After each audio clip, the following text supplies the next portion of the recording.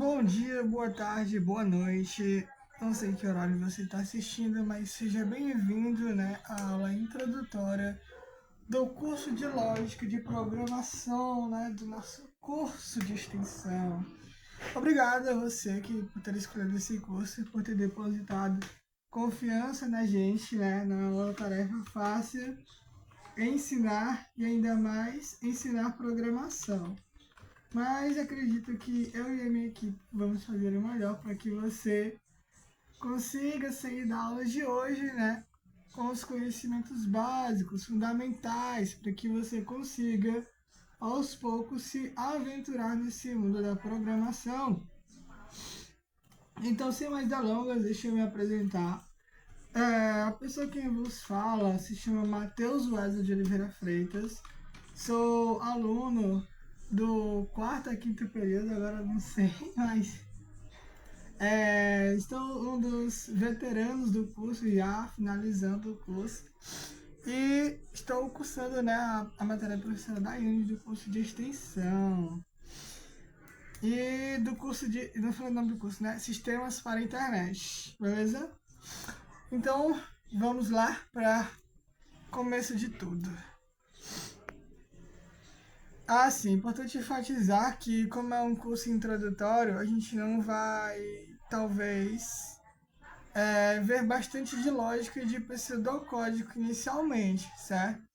Para que vocês entendam bem os fundamentos das coisas. E esse aqui são os índices dos assuntos que a gente vai abordar durante esse curso. Né? São 8 horas de curso e com fé em Deus vai dar para falar tudo. 8 horas pode parecer muito tempo, mas quando se trata de programação, às vezes pode sonar pouco. A gente vai ver uma introdução à lógica da programação, sobre o que é a lógica, a história da lógica, exemplos simples nos algoritmos do dia a dia, algoritmos e pseudocódigo, como criar algoritmos simples, introdução ao pseudocódigo e fluxogramas, variáveis e tipos de dados básicos, introdução às variáveis, já falei, variáveis e tipos de dados como número, texto e etc. E alguns exercícios práticos de atribuição e manipulação de dados. Tudo isso no módulo 1. No módulo 2, a gente dá continuidade aprendendo sobre estruturas condicionais simples, uso básico do if, do else, uso básico de if, else, com mais exemplos práticos. Programação é isso, se não praticar não aprende. Repetições, vamos aprender sobre estrutura de repetições, aprender o que seria um loop, em inglês, né? E praticar novamente. Logo após essas três ideias básicas, que seria o algoritmo, estruturas de variáveis, né, no caso, e os tipos de variáveis, estruturas condicionais, estrutura de repetição.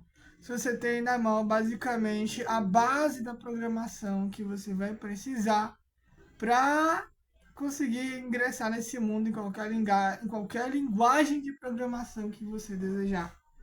E no final a gente vai ter uma recapitulação dos assuntos abordados, com um bônusinho talvez. Um bônus. Temos um dos nossos veteranos aqui, né, que já está quase num cargo de CEO, mas eu não vou dar muito spoiler, deixa isso para ele. Então vamos lá. Começo de tudo, introdução à lógica de programação, os conceitos. Eu não sei quem de vocês, talvez que esteja vendo esse vídeo, já tenha tido algum contato com programação. Mas a lógica, além de tudo, ela existiu muito antes da programação existir, né? Se a gente for lembrar lá da história dos filósofos, dos matemáticos, a lógica ela já era utilizada, já eram feitas operações com lógica. E apesar de eu estar falando aqui de matemáticos, de filósofos, que eles falavam sobre coisas de lógica, a lógica ela está inserida no nosso dia a dia. E é algo bem mais comum do que você imagina. Vamos lá, por exemplo, a gente consegue ver aqui a seguinte, né, declaração ou sentença. Todo mamífero é um animal, certo? É uma declaração, uma afirmação, podemos dizer assim. Todo cavalo é um mamífero. Portanto, todo cavalo é um animal. Preciso de uma caneta. Certo? Esse daqui ficou um pouco. Precisa ajeitar porque era do tópico de baixo, provavelmente. Essa parte. Mas vamos lá. Chegando nessa parte do slide. Na continuidade aqui a sentença, vamos nos atentar à primeira frase. Parece que todo mamífero é um animal. É uma declaração. Quando a gente trabalha com lógica dessa forma, a gente esquece um pouco do contexto do mundo e foca só no significado da frase, né? No que a frase está declarando. Aqui ele está afirmando que todo mamífero é um animal, certo? A gente pode ver, por exemplo, o boi. O boi é um mamífero, ele é um animal. Se a gente for ver, por exemplo, um cachorro, gato, são mamíferos, logo também são animais. E aqui diz, todo cavalo é um mamífero. Se todo mamífero é um animal e o cavalo é um mamífero, logo a gente chega à conclusão de que todo cavalo é um animal. Isso parece meio óbvio pra gente, mas os rudimentos da lógica começaram assim. Elas começaram com essas declarações de sentença, até chegar na lógica de programação. Essa aqui foi a base. É daqui que a gente veio, né? Lapidando a pedra, basicamente. Logo a gente chega nessa conclusão de que todo cavalo é um animal. Se, por exemplo, a gente for trazer mais real, o cachorro é um. Se a gente for substituição da frase, né? Todo cachorro é um animal. Só que todo cachorro é mamífero, logo, todo cachorro é um animal. Na verdade, todo cachorro é um mamífero. Viu como, apesar de ser simples, é fácil de confundir? Todo cachorro é um mamífero. Portanto, todo cachorro é um animal. Beleza? Vamos, por exemplo, mais de baixo, para ver se a gente consegue esclarecer mais as coisas. Seguinte sentença diz: preciso de uma caneta. Existe uma caneta dentro da gaveta. A gaveta está fechada. Preciso primeiro abrir a gaveta para depois pegar a caneta. Aqui, diferente do conjunto de sentenças acima, a gente pode ver um conjunto de passos necessários para conseguir realizar uma tarefa. Você tem uma caneta e você sabe que sua caneta está dentro da gaveta. A gaveta está fechada. A gente poderia colocar, no lugar daquela frase ali, preciso, poderia colocar, por exemplo, a palavra portanto. Portanto, primeiro preciso abrir a gaveta para depois pegar a caneta. Vocês podem entender aqui, a partir disso, que a lógica de programação, no caso a lógica que a gente está falando, ela pode se tratar tanto de com a comparação de duas sentenças que a analogia condicional delas gera uma conclusão. Que é o caso da primeira frase, né? Dos animais, dos mamíferos que são animais, que todo cavalo é mamífero e, portanto, todo cavalo é animal. A gente consegue chegar na conclusão. E a de baixo, ela se torna um pouco diferente, mas ela é um conjunto de passos para a gente atingir um determinado objetivo, que é pegar a caneta, certo? Você tem um conjunto de estados, uma necessidade da caneta, depois a existência da caneta de gaveta e o estado, né, que está a gaveta e o que você precisa fazer para realizar aquilo. A gente até poderia destrinchar a última declaração em mais etapas, se quiséssemos, por exemplo. Vamos lá, continuar. Neste exemplo, estão descritas ações de quem vai ao banco, de quem vai a um banco. Entretanto, veja se seria possível retirar o dinheiro obedecendo a sequência descrita. Vamos lá. Contextualizando aqui, porque você vai lá, por exemplo, no Banco do Brasil e você quer sacar um dinheiro. Beleza? E agora a gente vai descrever um conjunto de ações e verificar se esse conjunto de ações é suficiente para que a gente consiga retirar o dinheiro do caixa. Então vamos lá para a sequência de passos. O primeiro passo é sair do banco. O segundo, aguardar a vez de ser atendido. O terceiro, entrar na fila do caixa. Quarto, digitar a senha. 5, entrar no banco. 6, informar o valor a ser retirado. 7, procurar a fila do caixa. 8, pegar o comprovante de saque, o cartão eletrônico e o dinheiro. 9, entregar o cartão eletrônico ao funcionário que atende no caixa. 10, conferir o valor. Bom, a gente pode, logo no começo a gente pode ver que o primeiro passo já é algo bem confuso, porque a gente não sai de um banco se a gente não chegou nem a entrar dentro dele, né? Você não pode sair de onde você não entrou. Logo a gente consegue observar por essa sequência de 10 passos que se você fosse fazer isso, não teria nem como começar. Só se você já estivesse dentro do banco. E mesmo se já estivesse dentro do banco, se começasse, não ia conseguir sacar o dinheiro. Você precisaria estar dentro do banco para fazer isso. Logo, a gente precisaria reformular essa sequência de passos lógicos para conseguir realizar essa tarefa de retirar o dinheiro. Agora, observe as mesmas ações na sequência correta. Primeiro, entrar no banco, é o mínimo. Segundo, procurar a fila do caixa. Terceiro, entrar na fila do caixa. Quarto, aguardar a vez de ser atendido. 5. Entregar o cartão eletrônico ao funcionário que atende no caixa. 6. Informar o valor a ser retirado. 7. Digitar a senha. 8. Pegar o comprovante de saque, o cartão eletrônico e o dinheiro. 9. Conferir o valor do dinheiro. E 10. Sair do banco. E aqui a gente consegue observar bem que existe uma estrutura lógica, um caminho a ser seguido.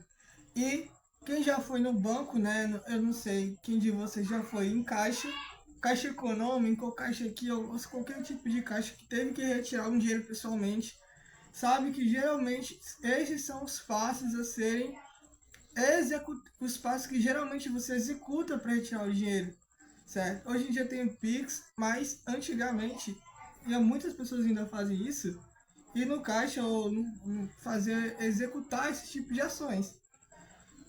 E geralmente isso se torna algum tipo de norma da empresa para manter as coisas organizadas. E vocês viram que por meio desses 10 passos lógicos organizados, a gente consegue estabelecer uma linha de raciocínio, onde a gente consegue atingir o nosso objetivo de retirar o dinheiro e no final conferir ele e sair do banco ainda. Aí lá mais para frente a gente poderia ver passos condicionais, mas isso é uma coisa mais para frente que a gente vai ver. E caso a gente conferisse o dinheiro, o valor não estivesse correto, a gente teria que adicionar uma condição para resolver esse problema. Mas isso aí é mais para frente. Vamos lá.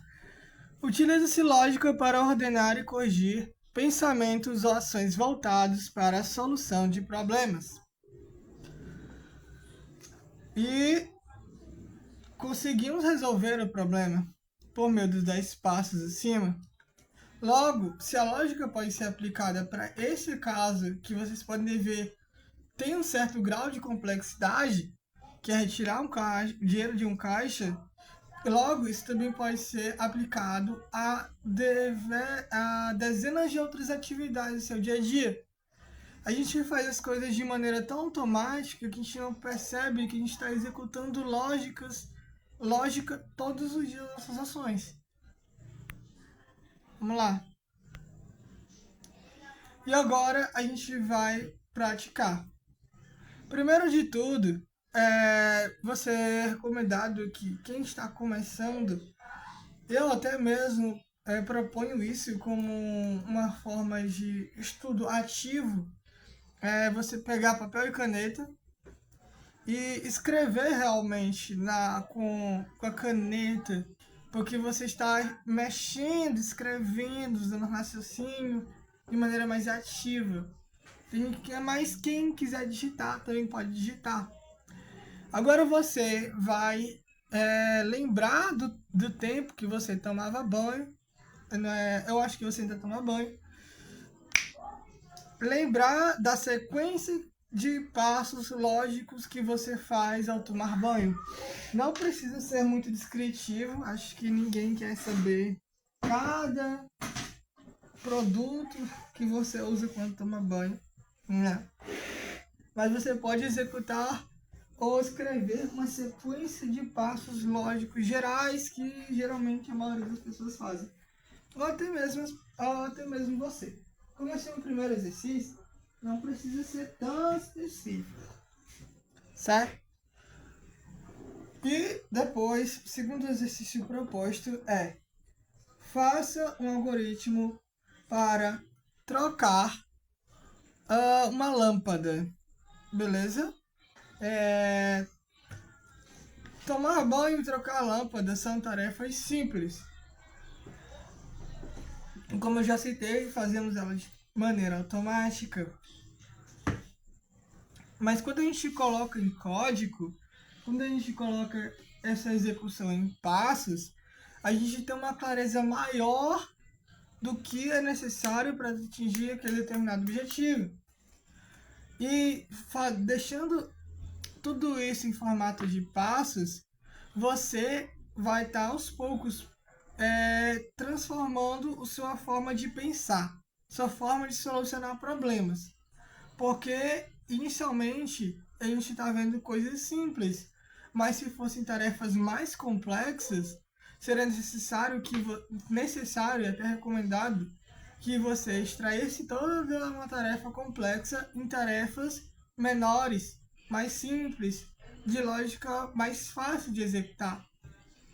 Por exemplo, se fosse trocar todas as lâmpadas da sua casa, ou até mesmo toda a fiação elétrica, isso exigiria uma sequência de passos muito maior. Mas para isso você pode extrair toda essa complexidade em passos menores. Já embromei demais, mas essa é a ideia. Comece com a lógica introdutória. Extraia a simplicidade da complexidade. Na programação, né, quanto mais simples se fazer, né, quanto mais compreensível, melhor.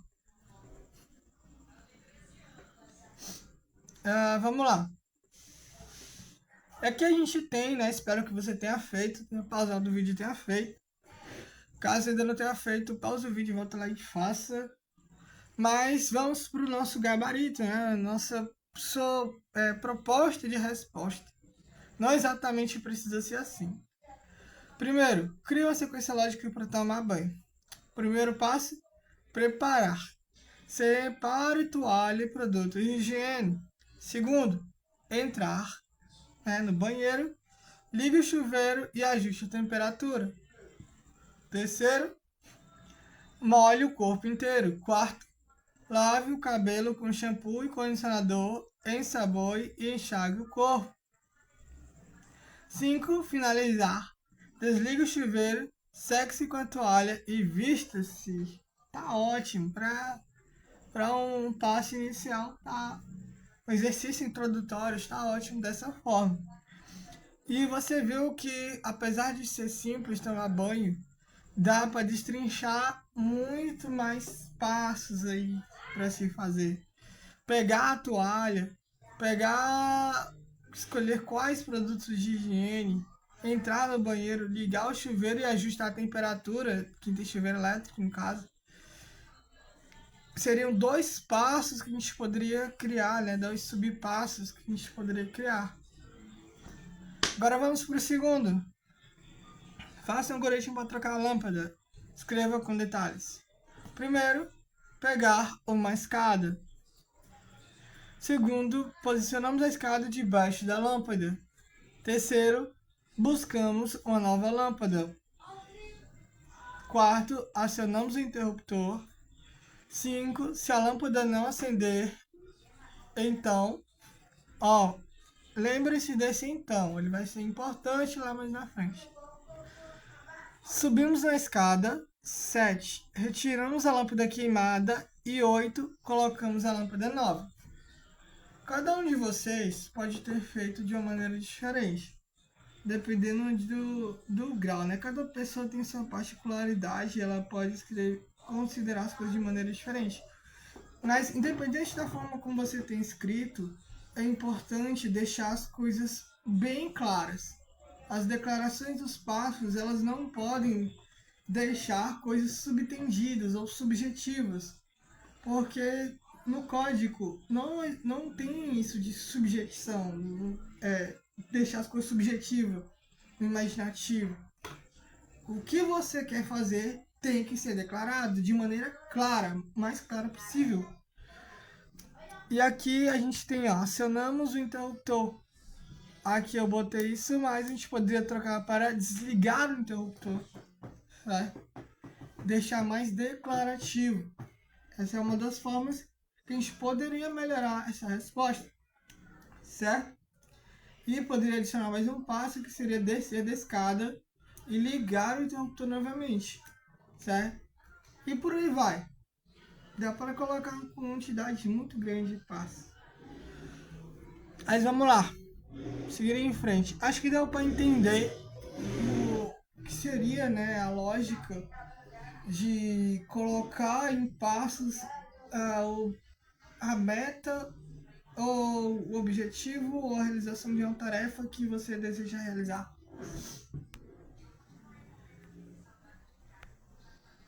Quer ver? Beleza. E agora a gente vai tratar de uma palavrinha, né? Vamos expandir o vocabulário. A primeira palavra que a gente vai ver aqui na aula de hoje é algoritmos, né? A segunda palavra, a primeira foi lógica.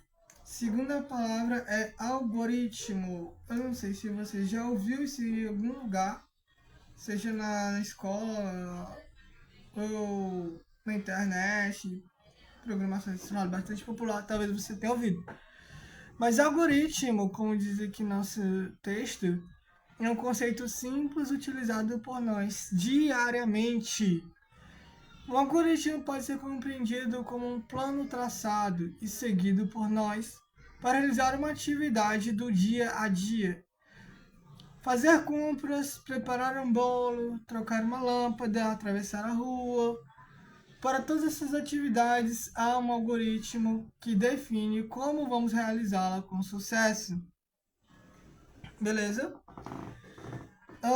E como você viu, nos passos anteriores, a gente poderia transformar essa sequência de passos em um algoritmo, porque ele é algo que nós usamos para realizar uma tarefa. Essa lógica aqui é o que a gente pode chamar de algoritmo, beleza? Vamos lá. O conceito de algoritmo vai muito além dos computadores.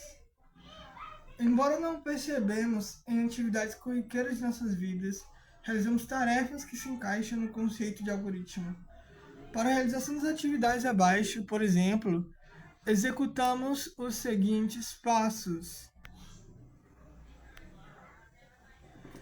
Observando, podemos ver que essas descrições sobre trocar a lâmpada não são algoritmos, pois não são passos organizados que realizam a tarefa com sucesso.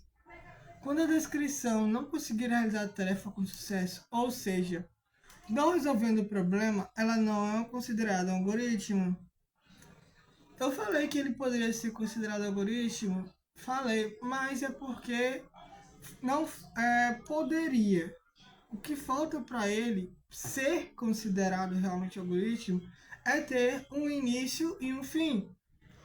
Porque se a gente olhar, por exemplo, nessa imagem aqui, a gente tem a presença de um início e tem a presença de um fim.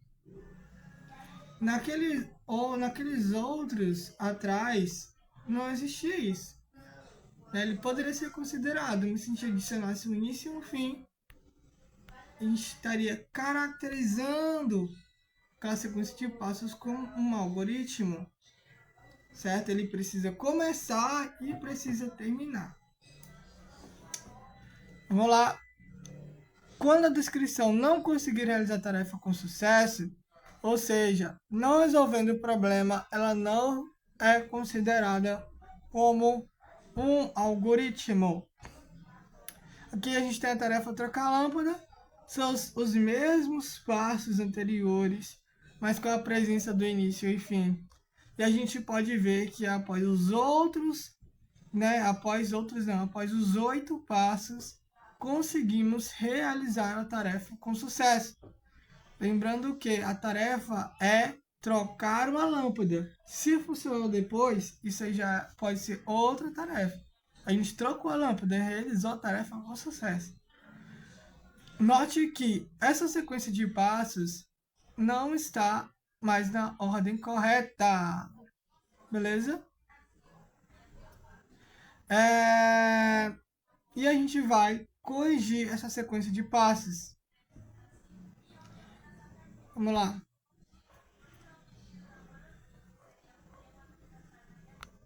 Eu julguei que estava na ordem correta, mas ele não está. Se ele estivesse nessa sequência de passos aqui, ele estaria na ordem correta de execução, com início e fim, e teríamos concluído a tarefa, né, com maestria e com sucesso.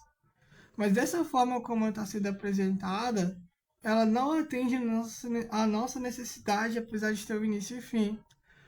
E assim, com a não realização da tarefa, os passos que estão sendo executados não permitem que a gente cumpra a tarefa com êxito.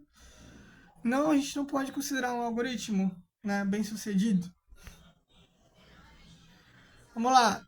Nem todo algoritmo é computacional. Qual a diferença entre um algoritmo computacional e um algoritmo que seguimos para realizar alguma atividade do dia a dia? Enquanto traçamos um plano para realizar alguma atividade, podemos usar qualquer expressão para ilustrar que atividades devemos executar. Os algoritmos computacionais são escritos respeitando um conjunto pré-estabelecido de palavras que podem ser utilizadas. Isso é o que chamamos de sintaxe da linguagem. Dessa forma, a maioria dos algoritmos não computacionais são sequências de passos que, a princípio, não podem ser executadas por um computador. Se a gente for esclarecer isso aqui em termos mais simples, por exemplo, o português. O português, né, português gramatical, principalmente ele, porque eu falo geralmente as pessoas não respeitam as regras. Português gramatical tem uma grande sequência de regras. E para escrever, né, da maneira mais gramaticalmente correta, você tem que escrever de acordo com aquelas regras, respeitando a regra de acentuação, respeitando regra de vírgula, e todas as outras dezenas de regras que o português tem. Mas na programação nós temos as nossas próprias palavras e as nossas próprias regras de sintaxe. E, né, no futuro talvez vocês vejam que cada linguagem de programação tem a sua própria sintaxe, né, seu próprio conjunto de regras e palavras com que você consegue executar os códigos. Vamos lá. Por exemplo, aqui tem a figurinha, né? PC, calcule 8 mais 8 me mostra o resultado. Hoje em dia isso até poderia funcionar se a gente pedisse para algum IA responder via comando de voz, ela responderia. Mas, apesar de hoje termos essa tecnologia, lá nas camadas mais profundas ainda está sendo usado código. e essa sentença, essa palavra, né, essa frase, ela está sendo transformada em código para que o computador possa entender e assim trazer a resposta para a gente na nossa linguagem natural. Vamos lá, essas são as etapas básicas. Etapas básicas, né, na criação de algoritmo. Entrada de dados, processamento de dados e saída de dados. Vamos lá, um exemplo de entrada de dados. Os valores das notas dos dois exercícios e do indisciplinar. Beleza? Pode não possuir explicitamente uma entrada, mas terá um estado inicial. Se a gente for oferecer, se eu fosse, por exemplo, criar um algoritmo que avaliasse as respostas que vocês escreveram, eu poderia, por exemplo,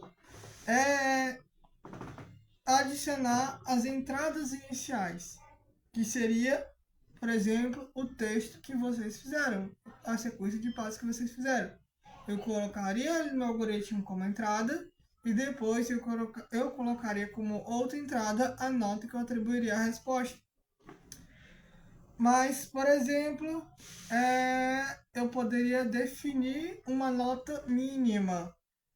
Por exemplo, quem fez, eu coloco o estado inicial, se a gente estivesse lá numa aula normal, na escola. Quem minimamente entregou a atividade ganhou 7. Beleza? Aí, dependendo da qualidade, ganhou 10. Esse 7 seria o estado inicial da variável.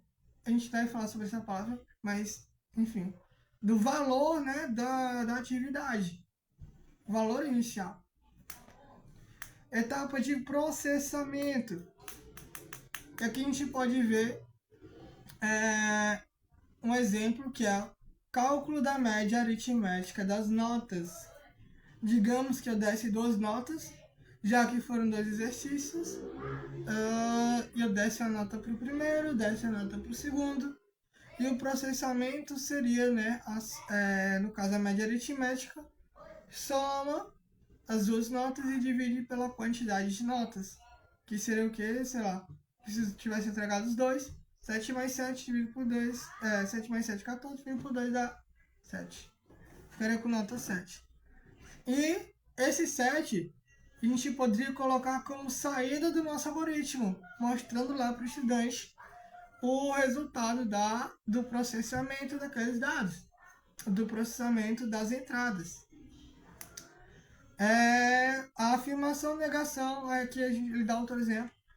A afirmação negação de que o aluno passou direto, no caso, a gente colocaria lá uma condição, lembra dessa palavra, de que seria aprovado se o aluno tivesse tirado pelo menos 7 na média aritmética. E assim, né, a saída seria essa afirmação ou negação. Pode possuir explicitamente uma saída, pode não possuir explicitamente uma saída, mas terá um estado final. Você pode decidir, por exemplo, não apresentar para o usuário esse estado final, tá entendendo? Eu poderia, por exemplo, omitir, no caso, as notas que eu atribuí e somente mostrar o resultado na tela se ele foi aprovado ou não, né? Aí você vai decidir isso depois. Decide isso na hora que está criando o código. E dependendo da necessidade da aplicação. Descrição narrativa. Uso da linguagem português e inglês para descrever passos a serem seguidos para a obtenção da solução. Primeiro, obter as notas das avaliações 1, 2 e 3. Segundo, calcular a média aritmética das 3 notas. Terceiro, verificar o valor da média. E aí a gente tem aqui subetapas. Essas subetapas a gente tem que se atentar a essas duas palavras, o se e o se não. Que a gente vai transformar isso aí logo mais na frente em pseudocódigo. Se o valor for maior ou igual a 7, o aluno passou direto. Olha aqui, se você for fazer concurso, isso aqui provavelmente vai ser importante, interpretação de texto. A gente tem aqui a presença do se, que indica uma condição, e a presença do maior igual. Maior igual, né, na matemática, se você for lembrar, estabelece uma condição para a gente. A condição que o valor, o resultado da média deve ser maior que 7 para que o aluno tenha sido aprovado na média, né? Assim, passou direto. A gente usava muito essa palavra antigamente. Ainda usa, eu acho. E a presença aqui do se não, que é a negação, ou seja, é quando o resultado da condição tá falso, que a gente pode dizer, né? O aluno não conseguiu, trazendo para termo mais claro, o aluno não conseguiu passar direto. Se passou direto, vai ser no portão, né? O aluno não passou, não conseguiu nota aprovativa, beleza? E a gente consegue por meio disso. E olha aqui, onde é que está a entrada de dados, o processamento de dados e a saída de dados? Em quais passos estão? Por exemplo, o passo 1, ele é a entrada de dados. Do passo 2 ao passo 3, né? Do passo 2 ao passo 3, eu poderia dizer que o passo 3, dentro dos passos 3 tem 1 e 2, né? Ele também faz parte do processamento de dados. E o resultado, se o aluno passou direto ou não, é a nossa saída. Beleza? Entender bem isso, claramente, essa ideia fica clara na tua cabeça do que vai ser a entrada, do que vai ser processado, do que vai ser a saída, né? Até onde vai o processamento dos dados, né? Da lógica. É importante você pensar nisso primeiro, ter essa ideia bem clara, antes mesmo de começar a pegar no teclado para escrever. Beleza? Vai te poupar muita dor de cabeça, vai por mim. Vamos dar continuidade. E agora, né, talvez, não sei se vocês já viram isso, mas temos o famoso fluxograma. Talvez isso aqui seja mais popular. Quem estuda lógica de programação para concursos talvez já tenha visto isso. Ou quem estuda administração, por exemplo, também já tenha visto isso. Mas o fluxograma, a gente vai ver o conceito mais na frente, é basicamente uma estrutura visual. Você coloca todos esses passos, condições, declarações dentro de formas visuais para que visualmente você consiga atribuir essas formas a significados e assim criar uma lógica, um caminho lógico, né? Um fluxo onde você consegue atingir uma determinada meta.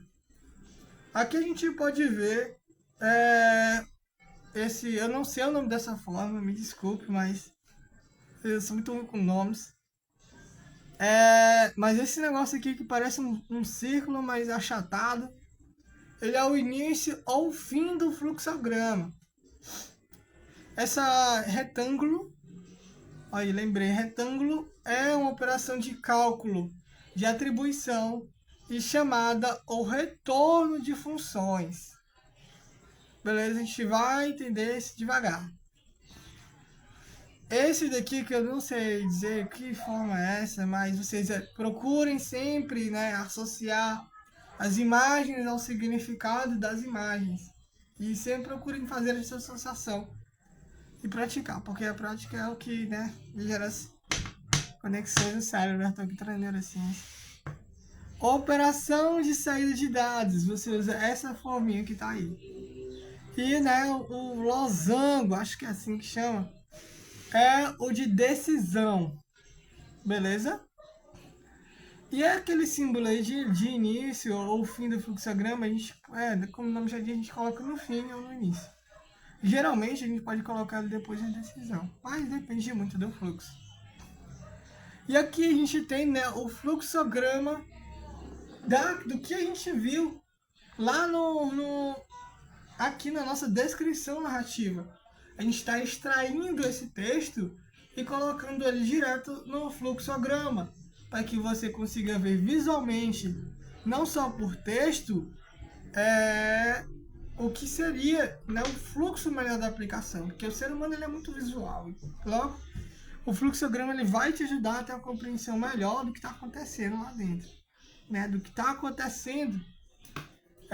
Porque imagina se fosse um textão enorme de vários passos, né? Geralmente, hoje em dia, as pessoas têm muita preguiça de ler. Por isso que o fluxograma pode ajudar. O fluxograma representa graficamente a lógica através de um fluxo de ações que vai de um ponto início a outro fim. As ações são representadas por desenhos geométricos, os quais indicam a entrada ou processamento e a saída de dados. Entrada, processamento e saída de dados. E para cada uma dessas coisas nós temos um símbolo. Para processamento a gente tem, né, outros símbolos dentro dele. Ao lado podemos ver a representação de um algoritmo de cálculo de média, onde as entradas são as notas, depois elas são processadas e o valor, né, deve estar separado aqui, é igual à média. Por fim, a saída dessa média é impressa na tela. Beleza? Então vamos por partes, né? Como eu já enfatizei no início e venho enfatizando ainda. Vamos por partes, né? Quebro o quebra-cabeça em pequenas partes. É assim que você monta o quebra-cabeça, pegando peça por peça. Primeiro, as entradas. A gente pode ver a mesma imagem, né? Às vezes pode variar, dependendo do software que você usa, da referência que você está usando. Mas pegue a ideia da coisa.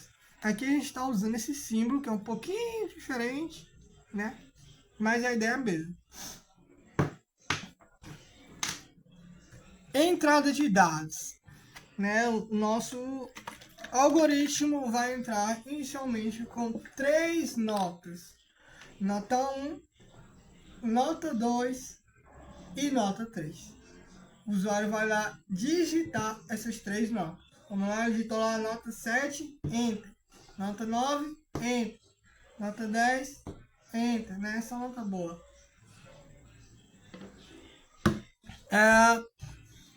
E aí a gente parte para a etapa de processamento de dados. E outra coisa, não foi falado dessas setas, mas essas setas elas indicam fluxo, viu? Então talvez no fluxograma você veja uma seta assim voltando para cima. Ali também ela está indicando o fluxo do algoritmo, que ele pode mudar lá para cima. Quando eu digo para cima, quer dizer que ele volta a uma etapa anterior. Beleza? Mas isso aí a gente vai ver, talvez veja um pouquinho mais tarde. Vamos lá. Média. Esse aqui é a parte do processamento, que a gente vai pegar a nota 1, a nota 2, mais a nota 3, dividido por 3. Por que por 3? Porque é a quantidade de notas que nós temos. E lembrando, para aprender lógica de uma programação, precisa saber matemática? Cara, é recomendado. É recomendado. É o mínimo, né, que você precisa saber. É a matemática base. O restante você pesquisa no Google. Vamos lá. E depois do processamento dos dados, essa caixinha, né, esse retângulo, que geralmente é associado a funções, lembra desse nome? Funções. Talvez a gente não aborde no curso essa etapa de funções, digamos que ela é algo mais saindo da introdução, entrando um pouquinho no intermediário. E depois, né, da execução dessa função, desse método ou do processamento da nota, a gente vai mostrar para o usuário ou para a pessoa o resultado da média desse símbolo aqui que está associado à saída, né? Geralmente, esse símbolo aqui é o último, onde está escrito média, na verdade, o penúltimo, onde está escrito média, é mostrar na tela, né? Geralmente o significado é associado a isso. E no final a gente tem lá, né, o retângulozinho escrito fim. Difere um pouco? Difere um pouco. Mas geralmente na internet você vai encontrar fluxogramas desenhados de diversas formas, então não adianta chorar, né? É melhor aprender a ideia por trás da coisa. Pseudocódigo ou Portugal, né? Quando eu falo Portugal, não é o Portugal de Portugal, não, é? Haha, piada, humor. Pseudocódigo é o que a gente chama, o que é a palavra pseudo? Né? Pseudo seria, por exemplo, é uma abstração de alguma coisa. Como a gente pode falar? Basicamente seria essa a ideia, pseudo. E o código? Código seria as regras, né? Ou associar alguma coisa, uma palavra a um significado. Tem um código Morse em que cada batidinha é associada a um significado. Aí quando a gente vai falar desse pseudo e código, né, seria uma abstração de um código, tipo isso. Vocês vão pegar a ideia depois.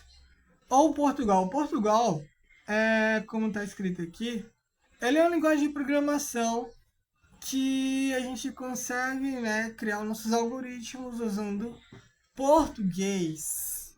Beleza? Nosso queridíssimo português. Apesar de, né, não querendo desanimar, não conseguimos trabalho com Portugal e de criar talvez aplicações gigantescas com elas ainda, talvez no futuro, quem sabe. Ela é uma ferramenta muito boa para a gente entender, né, os rudimentos da coisa. Vamos lá. No dia a dia, o que mais utilizamos é pseudocódigo, que é a lógica do programa representada em forma de texto, escrito na linguagem nativa, como na nossa língua portuguesa, ficou batizada de Portugal ou português estruturado. Portugal é uma linguagem para ajudar iniciantes a aprender programação. Assim como outras linguagens, ela possui uma sintaxe. A gente não vai falar a palavra sintaxe. Conjunto de regras e de palavras-chave que tornarão seu código válido ou não. Quando você lá está escrevendo o código para o seu um texto, uma redação para o seu professor de português, se ela não estiver de acordo com as regras gramaticais, ou principalmente se você fazer a prova do Enem, se atente à sintaxe, as regras do português, porque senão sua nota vai ser baixa. E na programação e no Portugal a gente também não escapa disso. Temos que escrever os nossos códigos, seja por pseudocódigo português, com a sintaxe correta, porque senão não vai funcionar. Ou talvez até funcione, mas a lógica se torna errada. A gente vai ver um pouco isso depois. Que um código que roda, né, quando a gente fala roda, é que executa, não necessariamente está correto. Beleza?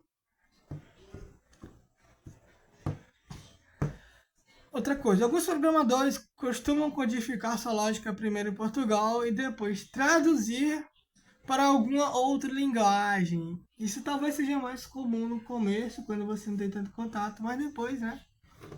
Geralmente a gente tiver contato com inglês, contato com linguagem de programação, você consegue pular essa parte do Portugal. Mas no início é recomendado que você faça primeiro com Portugal ou algum outro pseudocódigo que você goste, de sua preferência.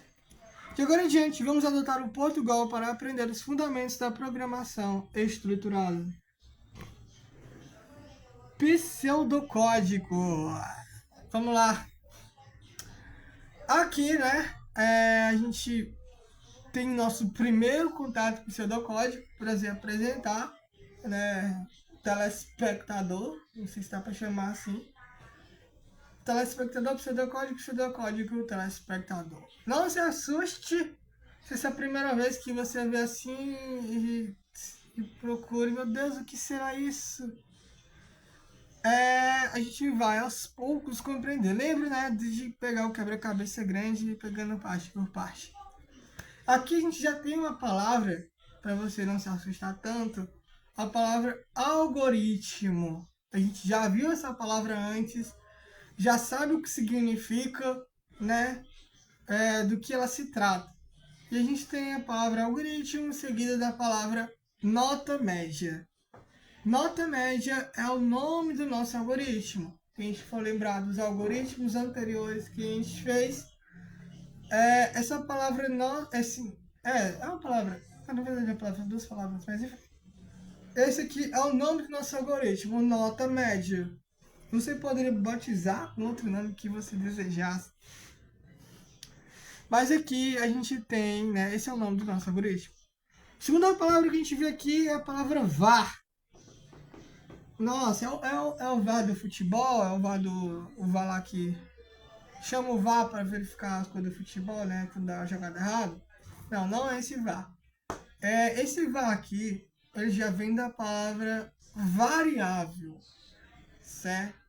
Variável. A gente vai ver um pouquinho mais o que significa essa palavra e o que seria isso mais na frente, com mais detalhes. Mas variável, a gente pode chamar, seriam as nossas notas. As nossas notas são as nossas variáveis. Beleza? Não se preocupe em querer entender tudo agora, mas a gente vai ver. Você entende que as nossas notas são as nossas variáveis. Só isso, sim. E a gente tem aqui a média, que é outra variável. E tem aqui dois pontos real. Real de dólar, real de brasileiro? Não. Real a gente vem lá da matemática, onde a gente tem os números inteiros. Espero que você tenha estudado isso. Tem os números racionais, tem os números irracionais, tem os números reais, o conjunto dos números reais. E esses dois pontos servem para a gente declarar o seguinte: o que significa esse N1, N2, N3, média? Dois pontos real. Uma única linha só. Basicamente, você está dizendo o seguinte, que N1, no caso, a gente poderia colocar a palavra nota, tá entendendo? Não precisa ser N1, a gente poderia escrever nota ali, por exemplo. Mas para ficar menor, a gente coloca N1. Depois, geralmente, é recomendado que você declare o nome das suas variáveis de maneira bem significativa.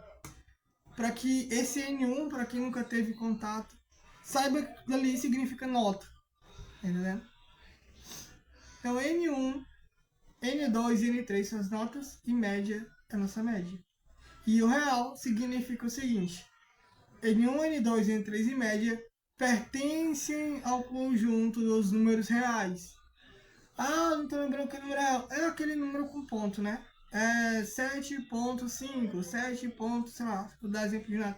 7.9, 5.5, 4, enfim, deu para entender. Agora a gente tem uma outra palavra que a gente viu anteriormente, viu no fluxograma, viu no pseudocódigo, viu no algoritmo lá, né, no texto, que é a palavra início, né? Essa palavra início, ela marca onde o teu código vai começar, beleza? Onde começa o processamento dos dados, onde começa o processamento do código. E a primeira palavra que a gente vê aqui, né, depois de início, é escreva. Aqui tem escreval. O cara escreveu errado. Não, ele não escreveu errado. Escreval basicamente escreva pulando uma linha. Você poderia colocar só escreva também, mas depende da versão do Portugal que você está usando. Mas esse escreva basicamente vai mostrar para o usuário na tela a seguinte informação: informes, notas das avaliações 1, 2 e 3. Beleza? Vai aparecer essa mensagem na tela e vai ficar lá olhando, né, o campozinho, né, piscando de digitação, esperando o usuário digitar. Por que ele vai ficar esperando o usuário digitar?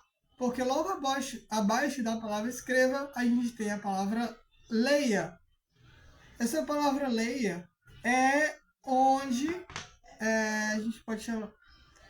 É o que a gente usa, é a palavra que a gente usa para poder, como é que eu posso dizer, gravar as notas, atribuir as notas ao N1, ao N2 e ao N3, certo?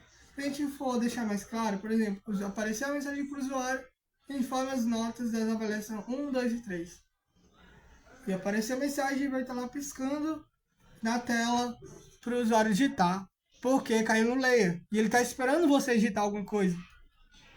E agora você digita lá 7, espaço, porque se você colocar tudo junto, ele vai entender como se fosse uma coisa só. Beleza? Então, para que seja atribuída cada valor a sua determinada variável, por exemplo, nota 7 ao N1, você coloca 7, espaço, depois lá 8, espaço e 9 e aperta Enter.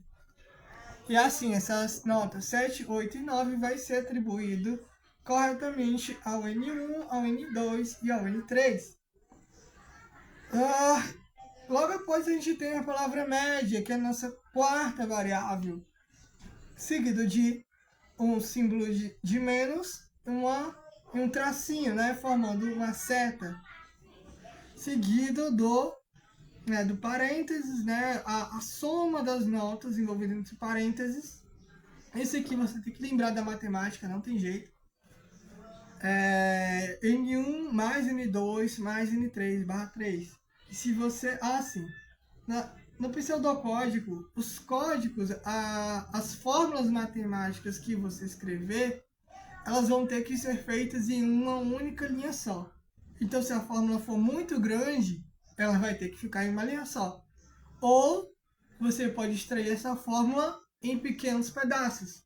Por exemplo, você poderia criar aqui uma outra variável chamada soma notas, onde ela guardaria, né, a soma das notas. E a outra, média, que pegaria soma notas, que é a soma das notas, dividido por 3. Certo? E aí daria o nosso valor de média. Mas aqui foi colocado em uma única linha para talvez simplificar as coisas. Talvez não entenda dessa forma, mas acho que está bem compreensível, né? Essa seta... mas se você lembrar da matemática, a gente não lembra dessa seta em lugar nenhum. Essa sinal de menos com tracinho, né? Que parece o símbolo de seta. Essa seta, na programação, pelo menos no Portugal, a gente está usando para atribuir o resultado da operação matemática à média. A essa variável média, ok? É isso que essa seta simboliza, ok? Logo abaixo disso, depois que a gente pegou a média, a gente ainda está dentro do processamento dos dados ainda. A gente vê a palavra se e a palavra se não, que a gente viu lá no código declarativo. Deixa eu só dar uma olhada aqui no tempo, galera. Que a gente vê lá no código declarativo. Se a média for maior do que 7, maior ou igual a 7, então escreva passou direto. Então, a matemática de novo. Símbolo de maior e o igual a 7. Isso aqui é da matemática. Isso aqui você já viu na matemática, né? Que talvez não tenha contato com lógica de programação, mas talvez tenha contato com matemática. Esse aqui é diferente da seta anterior de cima, né? Que foi a atribuição. Esse aqui é a verificação se o valor do resultado da média é maior do que 7. E aqui a gente tem a palavra então. Se você conseguiu a nota maior que 7, então escreva. Novamente mostrando para o usuário na tela a mensagem passou direto. Se o resultado da média não for maior ou igual a 7, lembra da palavra ou igual a 7, maior ou igual a 7, E assim, né, recapitulando, e assim a gente encerra todo esse fluxo de lógica, da estrutura, né? Se atentem bem a isso. Existe aqui uma estrutura, e essa estrutura é a nossa sintaxe no Portugal. Essas palavras, escreval, essas palavras, leia, essa setinha, certo? Que a gente usa para atribuir o valor do resultado do cálculo, a média, essa palavra, se, certo? Escreval, fim si, fim algoritmo, tudo isso é sintaxe. E a forma como ele está descrito aí, que vocês podem ver, é a estrutura do código, a estrutura do nosso pseudocódigo. E se você não declarar dessa forma, botar o algoritmo lá embaixo após o algoritmo, não vai funcionar. Beleza? Então, essa foi a nossa prévia do curso. Tem muita coisa para ensinar ainda sobre isso. Espero ver vocês todos lá para dar pra gente essa força. E é isso aí. Espero que tenha gostado. Compartilhe esse vídeo com seus colegas. E é isso aí. Obrigado por ter assistido. A gente se vê no nosso curso de extensão. E que Deus abençoe vocês. Obrigado.